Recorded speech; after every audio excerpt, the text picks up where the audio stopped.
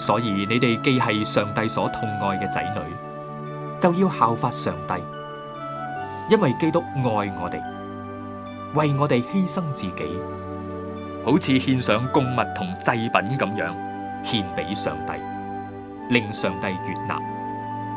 所以我哋行事為人，亦必須滿有咁樣嘅愛心。至於任何非法嘅性行為、污穢或者貪婪嘅事，唔單止唔好沾染，而且連提都唔得，咁至配得上聖徒嘅身份。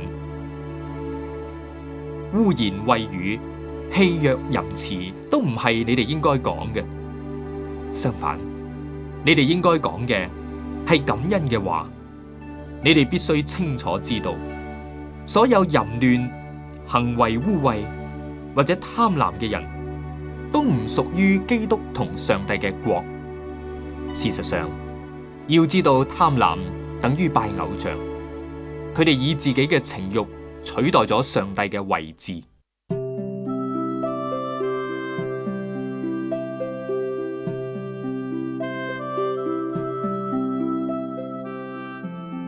唔好隨便聽信人哋嘅大話，要輕視呢啲事情，因為以上種種嘅罪會惹上帝發嬲，令佢降罪喺嗰啲背逆嘅人身上。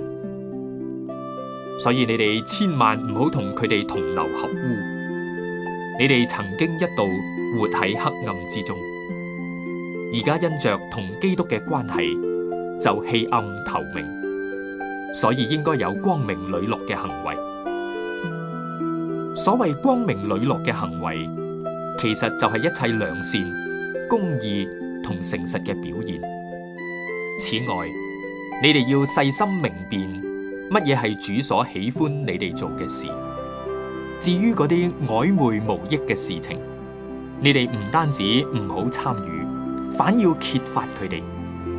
嗰啲人喺暗地裏所做嘅事情，就係提起嚟亦令人面紅發紫，但無論乜嘢嘅事被光一照，就無所遁形，因為光能夠顯露一切事情嘅真相。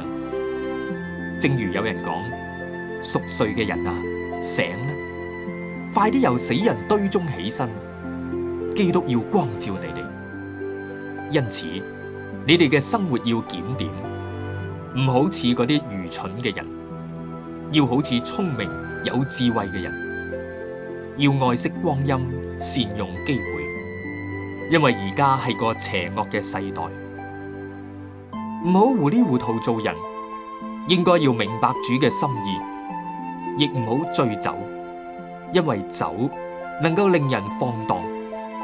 你哋要讓聖靈不斷管理約束，你哋就能夠用詩歌、頌詞、靈歌互相激勵，口唱心和，一齊讚美主，並奉我哋主耶穌基督嘅名，凡事感謝天父上帝，亦要存住敬畏基督嘅心，彼此順服。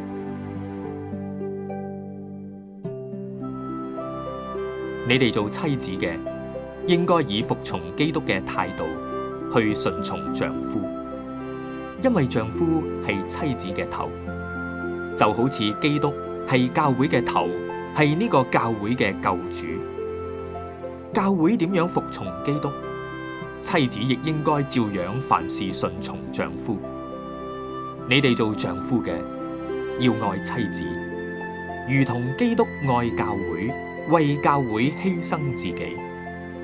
基督犧牲自己，係要讓自己用上帝嘅道同水洗淨教會，令佢成為聖潔，咁樣就為自己預備咗一個無瑕無疵、絕無斑點、皺紋等缺點嘅榮耀教會。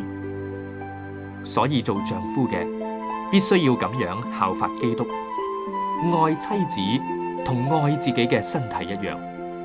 愛自己妻子嘅就係愛自己，因為佢既然係你嘅身體，你如果愛自己，就絕對唔會刻薄自己嘅身體，必定加以保養同顧惜，就好似基督愛教會一樣。因為我哋就係佢身體嘅一部分。聖經講，男人要離開父母，與妻子結合，二人成為一體，指嘅就係呢件事。呢個奧秘真係奇妙。當然，我係指基督同教會嘅關係而講嘅。總之，你哋每一個做丈夫嘅，要愛護自己嘅妻子，如同愛自己嘅身體一樣。你哋做妻子嘅，就要敬重自己嘅丈夫。